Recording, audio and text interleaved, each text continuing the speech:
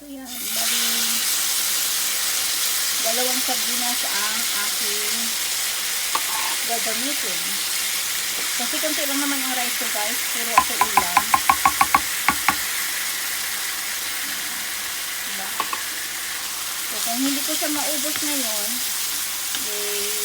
yung iba isa bukas na lang. Naku, ano yata ako ng ano. Lamig.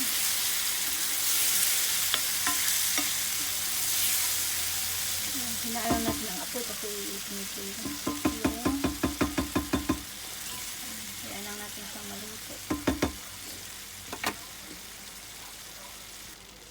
Tapos maglalagay ako ng pepper. Maraming pepper kasi gusto ko medyo siya spicy ng konti.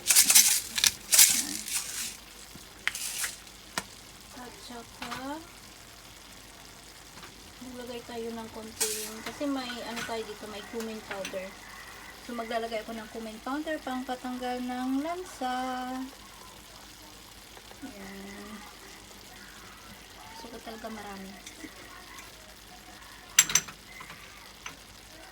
So konting asin. Ayan. So yan na guys. Yan, tama-tama luto na yung ating rice.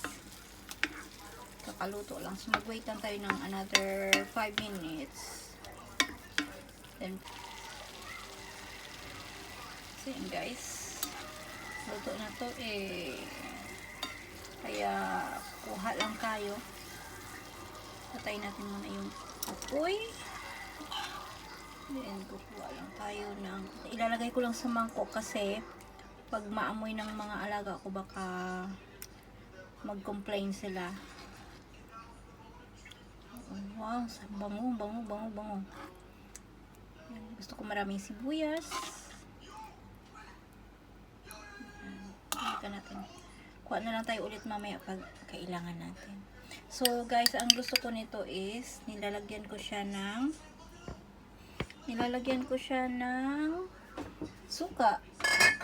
Meron ako dito. Yan natin kung luto na yung ating rice.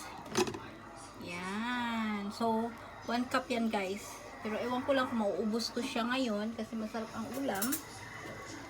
Yan. So, kukuha lang tayo ng isang bowl. So, yan na guys. Ito yung aking dinner ngayon.